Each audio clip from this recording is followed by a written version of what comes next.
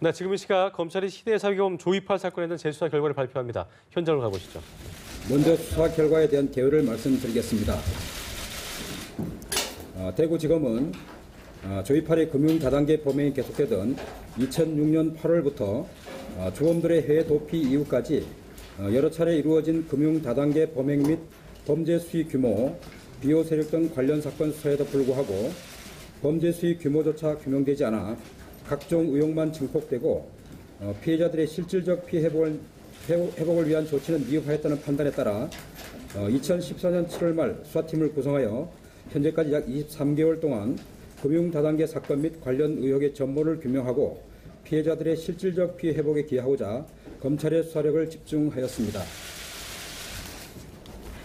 25개 금융 다단계 법인 전체의 금융거래 내역 전수조사 등 17,000여 개 계좌, 2,500만 여 건의 금융거래에 대한 방대한 자금 추적 등을 실시하는 한편 중국으로 도주한 주범 강태용을 7년여 만에 검거하는 등 핵심 주범들의 신병을 확보하여 전면 수사한 결과 첫째, 조이팔 등이 2006년 6월부터 2008년 10월까지 약 2년 5개월 동안 피해자 7만여 명을 상대로 5조 715억 원대의 금융 다단계 범행을 저지른 사실을 규명하여 주범 강태용, 배상혁 등 3명을 특정 경제범죄 가중처벌 등에 관한 법률상의 사기죄 등으로 구속 기소하는 등 총 4명을 기소하였고, 둘째, 피해자들에게 수익 등으로 지급되지 아니한 실제 범죄 수익금이 약 2,900억 원대임을 규명하였으며 이를 둘러싸고 금융 다단계 법인 임직원 및 관련자들이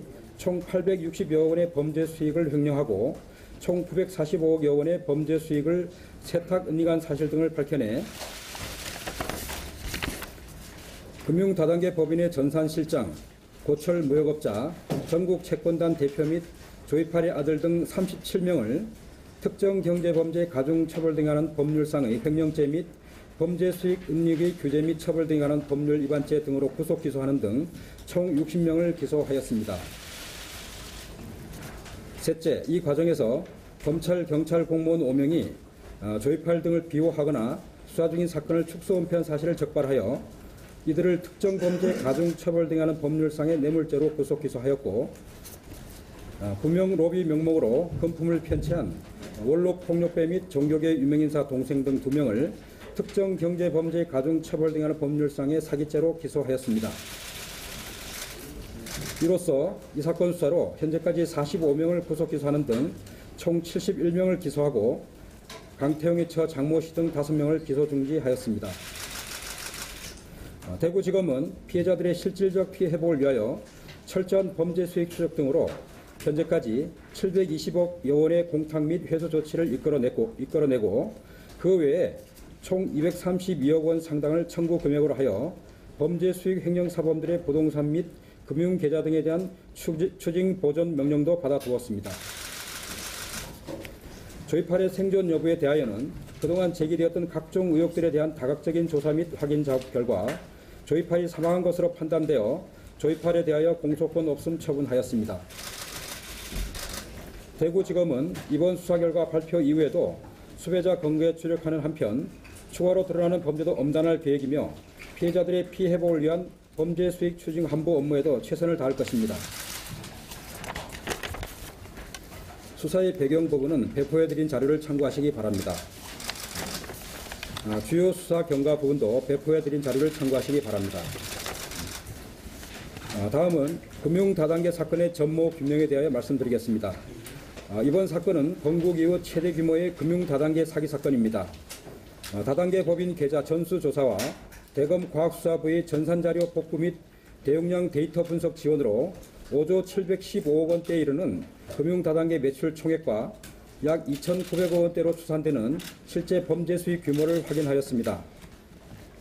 조이팔 등은 2006년 6월경 금융 다단계 회사인 주식회사 LTN을 설립하여 의료기 임대사업 등을 빙자한 사기 범행을 본격화하였는 바 2008년 10월까지 약 2년 5개월 동안 대구에서 인천, 부산 등지로 영역을 확대해가며 총 24개의 법인을 이용하여 7만여 명의 피해자들을 상대로 총 5조 715억 원대 규모의 유사수신 매출을 올렸고 이 총 매출액에서 피해자들에게 수익 등의 명목으로 지급된 4조 8,701억 여원의 자금을 제외한 2,014억 여원과 900억 원대에 이를 것으로 추산되는 미확인 현금 수표의 계략적 합산액인 약 2,900억 원대가 실제 범죄 수익금으로 확인되었습니다.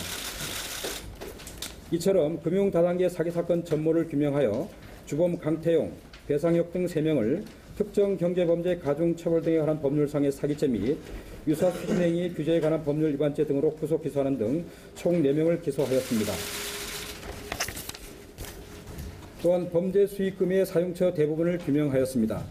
방대한 자금 추적 등으로 범죄 수익의 사용처를 확인한 결과 대략 2,900억 원대에 이르는 범죄 수익금 사용처 대부분을 규명하였습니다. 이를 구체적으로 살펴보면 조이팔 등은 고철 무역업자에게 760억 원을 차명 투자하는 등 약 1,390억 여원의 자금을 수익사업에 차명 또는 별도 법인을 설립하여 투자 관리하였고 직원들 급여, 회사 운영 경비 등으로 912억 여원을 지급하였으며 네, 지금까지 휴대사기범 조이팔 사건에 대한 검찰의 재수사 결과 발표를 함께 보셨는데요. 김주원 제1차장이 대구지검에서 발표를 했습니다.